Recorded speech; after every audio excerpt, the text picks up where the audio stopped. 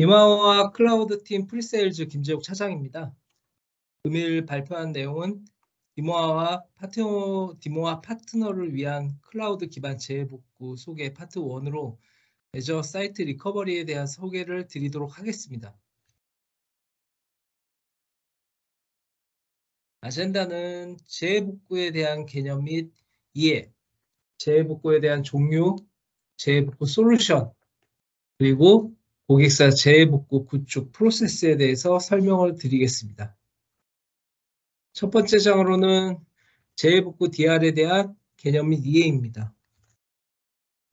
현재 지금 한 달쯤 전에 K사 운영 시스템이 있는 데이터 센터에서 화재로 인하여 서비스가 중지되는 사태가 벌어졌습니다. 그 이후 DR에 대해서 중요성이 굉장히 대두되고 있고 많은 문의가 현재 들어오고 있습니다.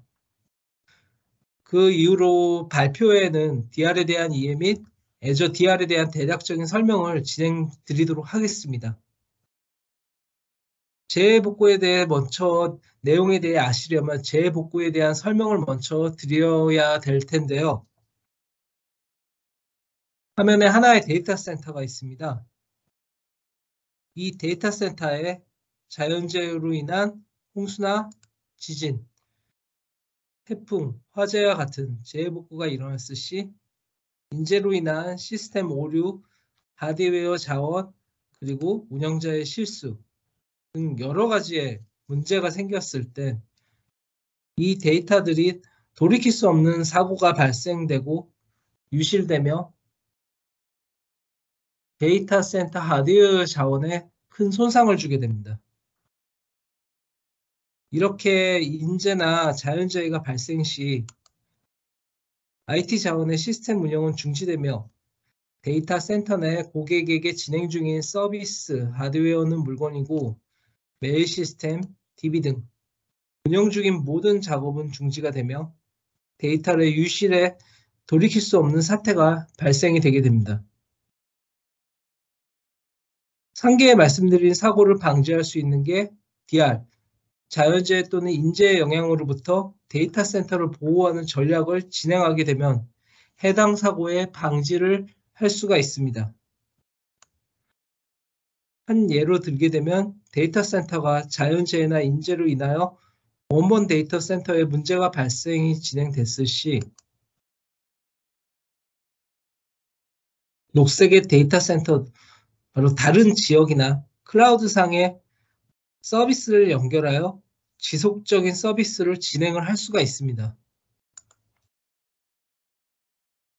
이 지속적인 서비스를 진행을 할 시 비즈니스에 대한 연속성에 대한 보장을 할 수가 있고 시스템 보안의 개선, 그리고 고객 서비스에 대한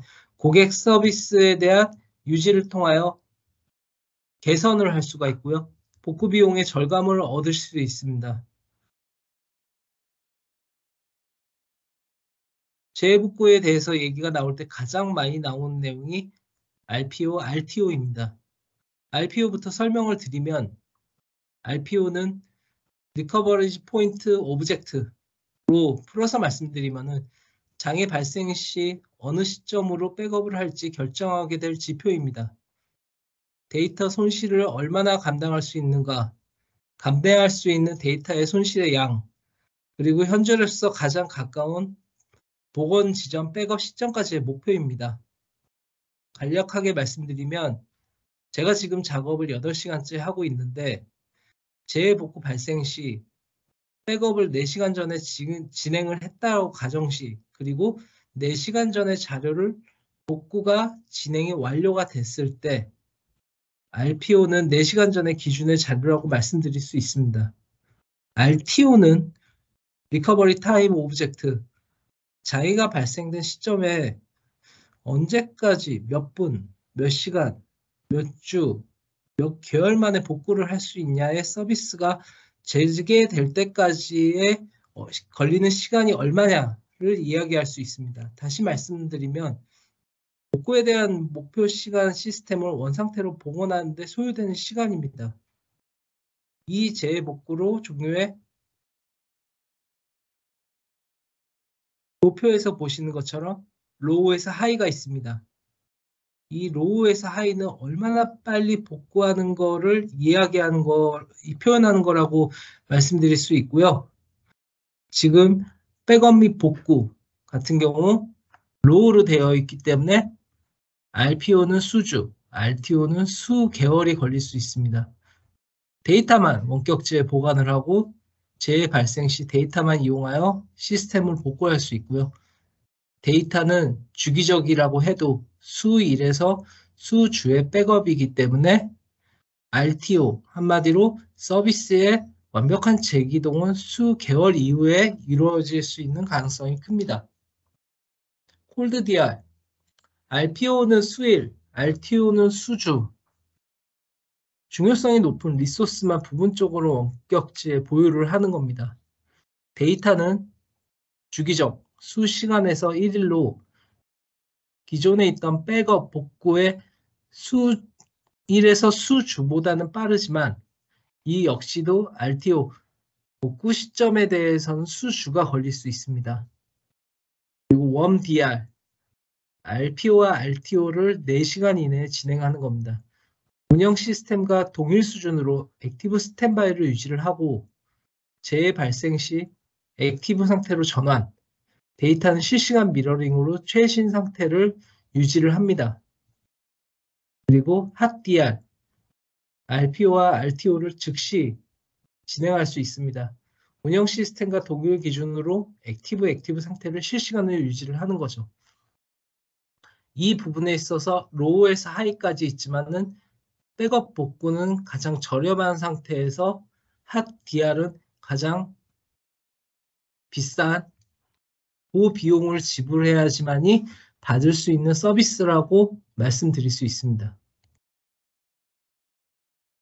이 애저에 대해서 재해복구 솔루션에 대해 3개에 대해서 말씀을 드리면은 애저 투 애저, 기존에 있던 한 곳의 지역에서 다른 리전, 한국어로 얘기하면 현재 마이크로소프트 애저는 센트럴과 사우스로 나눠져 있는데 센트럴에서 운영 중인 서버가 자연재해나 재해복구 형태가 진행이 요청이 됐을 때 서비스는 사우스에서 지속적으로 운영이 진행될 수가 있고요. VMware나 하이퍼V 같은 경우 온프라미스 VMware 하이퍼V의 물리적 서버에서 실행되는 모든 워크로드까지 복제가 가능하기 때문에 문제없이 서비스를 진행하시는 거에 대해서는 진행할 수 있다고 말씀드릴 수 있습니다. 그리고 온프라미스 투 애저, 가지고 계신 전산실이나 개별 서버 같은 경우에도 이제 디스크에 대한 파손이라든가 뭐 작업의 실수, 데이터 유실 등의 위험이 있을 수 있기 때문에 그 역시도 온프라미스에서 애저로 재해복구 정책을 설정 시 DR에 대한 솔루션의 혜택을 받으실 수 있다라고 말씀드릴 수 있습니다. 다음으로는 애저 사이트 리커버리를 사용한 중소기업의 재복구에 대해서 설명을 드리겠습니다. 지금 화면에서 보시는 것처럼 이제 왼쪽은 이제 원본이라고 보시면 되고요. 오른쪽 같은 경우에는 재복구를 통한 복구를 위한 DR 시스템이라고 봐주시면 됩니다. 현재 지금 왼쪽에 온프라미스 같은 경우에는 웹서버나 아니면 다른 VM이나 SQL, DB 서버가 있다라고 보시게 되고 오른쪽에는 지금 DR을 적용을 하고 재해가 일어나기 전이라고 했을 때는 현재 블록 스토리지만 연결이 되어 있는 상태입니다. 그 중간에 사이트 리커버리가 있고요. 그 블록 스토리지의 역할은 현재 지금 원본 지역에 있는 2개의 가상머신의 스냅샷을 이제 정책을 통하여 주기적으로 블록 스토리지에 보내게 되고요. 그 블록 스토리지에 보내게 됐을 시에 재복구가 일어났을 시 그 오른쪽에 있는 이 점선에 있는 가상머신 2개가 생성이 되며 기존에 받았던 최신 스냅샷에 대해서 이 두 VM에다가 전달을 하게 되어 지속적인 운영을 할 수 있게 도움을 진행을 합니다. 하여 이 DR을 통해서 서비스에 대한 연속성을 가지고 가실 수가 있습니다. 그 다음은 엔터프라이즈급 재복구입니다. 엔터프라이즈 같은 경우에는 제일 중요한 건 제일 하단에 보시면은 SQL 서버와 그 오른쪽에 SQL 서버, SQL Always On으로 진행이 되고 있습니다. 이것은 실시간 액티브 형태로 싱크 형태로 데이터가 쌓이게 되고 가장 중요한 방어를 할 수 있다라고 봐주시면 되며 물론 비용은 고가입니다. 그리고 이전에 말씀드린 것처럼 지금 블록 스토리지에다가 계속 스냅샷을 보내게 되고 재해가 발생했을 시 중요한 DB 맨 밑에 SQL Always On으로 계속 진행되는 거를 바로 리커버리 VM, 맨 오른쪽에 있는 리커버리 VM에 리소스들이 다 올라와 데이터가 다 작동이 됐을 때 바로 연결되어 거의 실시간으로 서비스에 대한 멈춤 없이 진행이 가능합니다.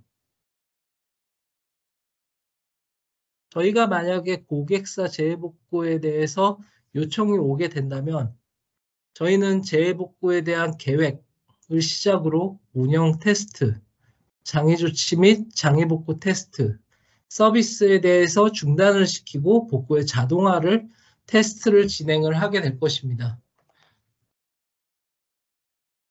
백업 및 재해복구의 핵심 내용은 복구 계획을 만들고 테스트를 진행을 합니다. 그리고 재해복구에 대한 전략 설계, 그리고 비즈니스 요구사항, 고객사의 요구사항이 제일 중요한 부분이겠죠. 그거에 대한 백업 전략을 설계하고 고객에게 이제 말씀드리고 설득드리며 그리고 장애 조치, 장애 복구 단계와 프로세스를 자동화를 진행하여 이제 그거에 대한 자동화에 대한 테스트를 진행하여 유효성을 검사를 진행하게 돼서 완벽한 고객 구축에 대해서 설명을 드리고 테스트를 다 완료를 드립니다. 금일 발표한 거는 애저 사이트 리커버리 도입에 대해서 말씀을 드렸으며 현재 파트 1이며 파트 2에는 좀 더 심화 과정이 내용이 나갈 예정입니다. 그리고 만약에 다른 문의사항이 있으시면은 하기에 있는 디모아 김재욱 차장에게 메일을 부탁드리겠습니다. 그동안 디모아 프리세일즈 팀의 김재욱 차장입니다. 감사합니다.